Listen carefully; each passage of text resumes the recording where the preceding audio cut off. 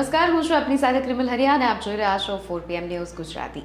ગુજરાતમાં મતદાર યાદી સુધારણા એટલે કે SIR દરમિયાન ફોર્મ 7ના મામલે જે વિવાદ થયો તેને વિપક્ષી દળો કોંગ્રેસ અને આપ દ્વારા મતચોરીનું ષડયંત્ર અને લોકશાહીની હત્યા તરીકે રજૂ કરવામાં આવ્યું.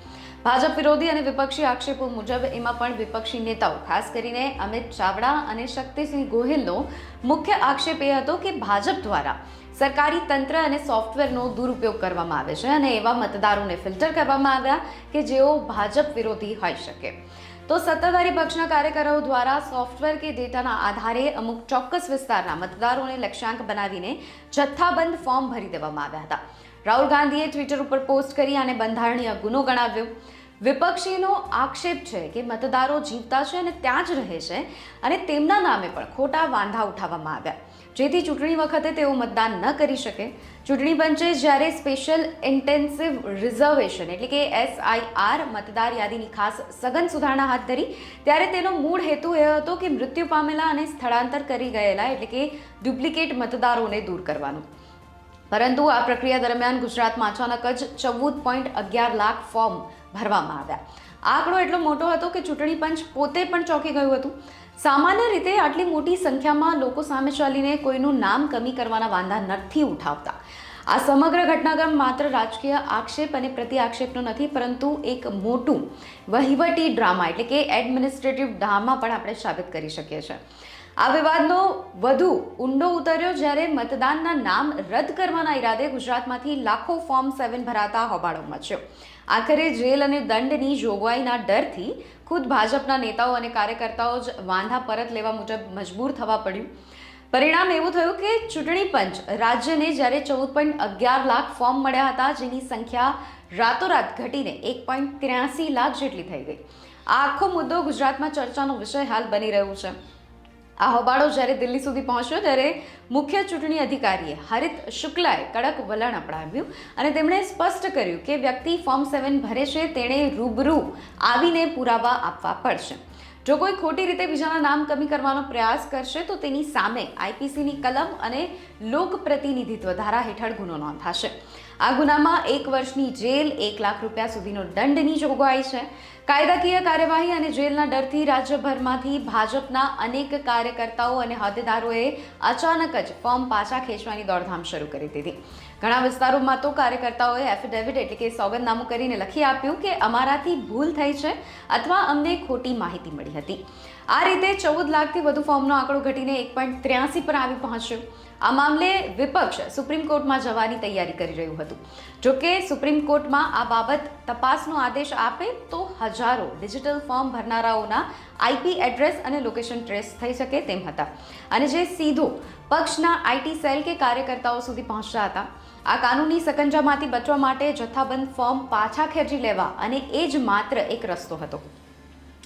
હવે આ મત ચોરીની 5 સરળ ભાષામાં રીતો સમજીએ. પહેલી તો વૈજ્ઞાનિક રીત એટલે કે સાયન્ટિફિક વોટ થીફ. વિપક્ષી નેતાઓ ખાસ કરીને અમિત ચાવડા અને શક્તિસિંહ ગોહિલનો જે આરોપ હતો કે ભાજપ સરકારી તંત્ર અને સોફ્ટવેરનો દુરુપયોગ કરીને મતદારોને ફિલ્ટર કરી રહી છે. ડેટા માઇનિંગનો આક્ષેપ કે જે ભાજપના IT સેલ પાસે રહેલા ડેટાના આધારે અમુક ચોક્કસ જ્ઞાતિ કે લઘુમતી વિસ્તારોના મતદાતાઓને ટાર્ગેટ કરવામાં આવ્યા છે.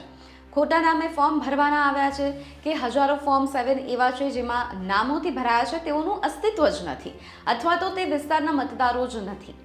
બીજું, લઘુમતી અને ગરીબ મતદારોને ટાર્ગેટ કરવું.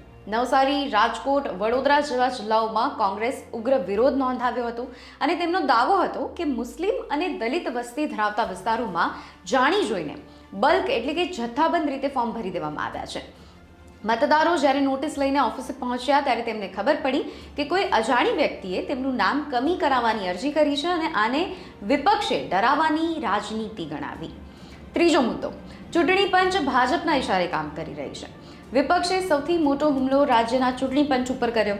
કોંગ્રેસના આક્ષેપો હતા કે ચૂંટણી પંચ ચકાસણી કર્યા વગર જ આટલા મોટા જથ્થામાં ફોર્મ 7 સ્વીકારી કેવી રીતે લીધા. જ્યારે કે 14 લાખ ફોર્મ ભરાયા ત્યારે પંચ કેમ મૌન હતું. માત્ર જ્યારે હોબાળો થયો અને કોર્ટમાં જવાની ધમકી અપાઈ ત્યારે જ ચૂંટણી પંચે કેમ દંડ અને જેલની વાત કરી. સાથે જ વિપક્ષનું કહેવું એમ પણ છે કે ચૂંટણી પંચ ભાજપની બી ટીમ તરીકે કામ કરી રહ્યું છે. ભાજપના કાર્યકર્તાઓએ એફિડેવિટની ચોરી પકડાઈ ગઈ, આ ચોથો મુદ્દો. જ્યારે કે ચૂંટણી પંચ કડકાઈ દાખવી ત્યારે ભાજપના હોદ્દેદારોએ જે રીતે એફિડેવિટ કરીને ફોર્મ પાછા ખેંચ્યા તેને વિપક્ષે ચોરી પકડાઈ ગઈ એટલે ભાગ્યા તરીકે પણ રજૂ કર્યું છે. ત્યારે હવે આ મુદ્દા ઉપર રાહુલ ગાંધીની એન્ટ્રી થાય છે, કઈ રીતે એ પણ જોઈએ. 20 નવેમ્બર 2024ના રોજ સોશિયલ મીડિયા ઉપર આ મુદ્દાને રાષ્ટ્રીય સ્તરે તેમણે ઉઠાવ્યો અને હિન્દીમાં એક બહુ જ લાંબી પોસ્ટ કરી હતી અને કહ્યું હતું કે ગુજરાત એ ઇલેક્શન મેન્યુપ્યુલેશન એટલે કે ચૂંટણીમાં છેડછાડની પ્રયોગશાળા બની ગયું છે. અને આ જ પોસ્ટ ગઈકાલથી ફરીથી વાયરલ થઈ રહી છે.